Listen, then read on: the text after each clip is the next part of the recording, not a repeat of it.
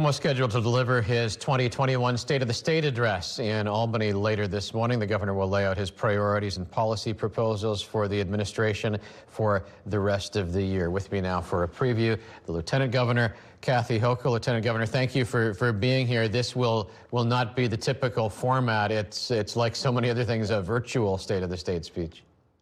It'll be very unusual in that respect. Usually it's a great gathering. We have the Senate, the Assembly, our statewide leaders, our Attorney General, our Comptroller, all gathered in one place to really launch the initiatives for the next year and to let the public know what our priorities are. So absolutely, in taking the cautions we need to during this pandemic, we will be doing it virtually, remotely, and but the message will be the same. It's about a message of coming back, how we're going to fight this virus with vaccinations, but also how we're going to bring back our economy.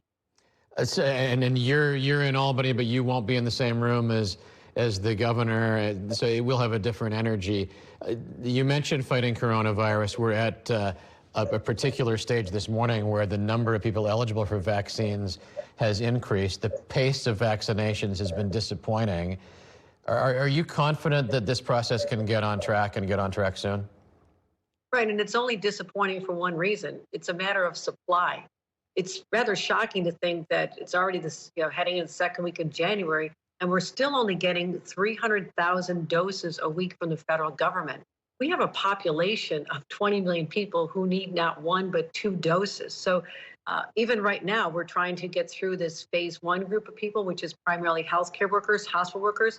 As we open up today to essential workers, teachers, firefighters, police, and people over the age of 75, we project, and I think this is important to manage expectations, it'll take at least 14 weeks. It'll take till April based on the current supply. Now, President-elect Biden is able to do what he said and to release more doses that have been held back. That'll be a game changer. So it's never been our ability to get them in people's arms. It's whether or not we actually have a supply. And that's what's the challenge thus far, but that's only going to get better. That's going to dramatically improve with time.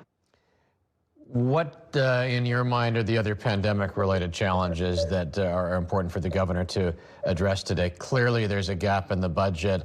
Again, that situation may be changing here when you look at Democratic control of the Senate in Washington. Maybe there's more money coming the way of the state, but we have a big hole to fill right now. We have a big hole to fill, all driven by the pandemic. When you think about the extraordinary loss in revenues, sales tax revenues that drive many of our operations in the state.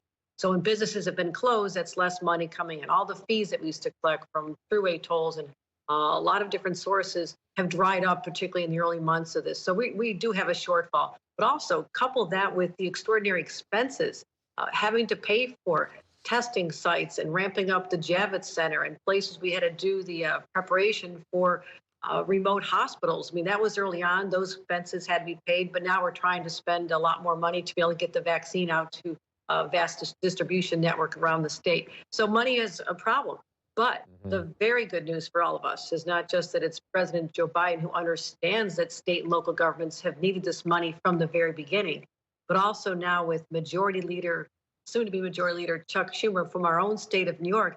He lives this. He's from Brooklyn. He knows what people went through in our city and our state. So I feel very optimistic, as does the governor, that we'll be able to have the money to get the job done, to make sure we can have enough opportunities for people to get vaccinated, but also to give money to businesses that have been desperately in need of it. The small businesses, the restaurant owners, Broadway, the theater. Think about all the different industries that have been hit so hard. We need to get federal dollars to help them get back on their feet.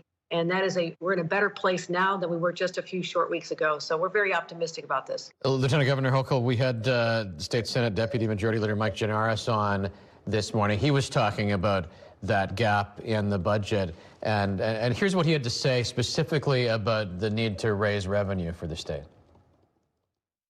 Even if we get some needed help from Washington, it's not going to be enough to deal with the crisis we're facing.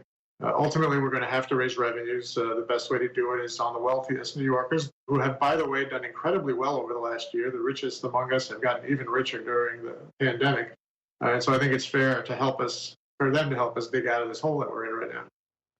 The governor has said we can raise revenue by making sports gambling available to New Yorkers. The governor has said we can raise revenue by making recreational marijuana available to New Yorkers. Those things aren't enough to fill the gap. What else do you see on the revenue front? Well, we have to take it all as one pot of money. If you bring in more money from cannabis, yes, that's going to take some time to get up and running, but it also is not just about bringing in the money. It's about righting historic injustices that have occurred where there's been more discrimination in terms of the application of the laws. Black and brown communities, particularly black men, have been really hit hard by this unjustly. So it's about correcting that as well, in addition to the revenues. The sports betting will bring in revenues, but also we don't know the number right now, what we'll get from Washington. We have a $15 billion hole, and we also know that if the federal government steps up and does right by us, that is going to affect our determination on what other revenue sources are needed. We are going to get more from the governor again about 11:30 this morning is when that State of the State speech is scheduled to get underway. Appreciate you making time for us this morning, Lieutenant Governor Hochul. Thank you very much.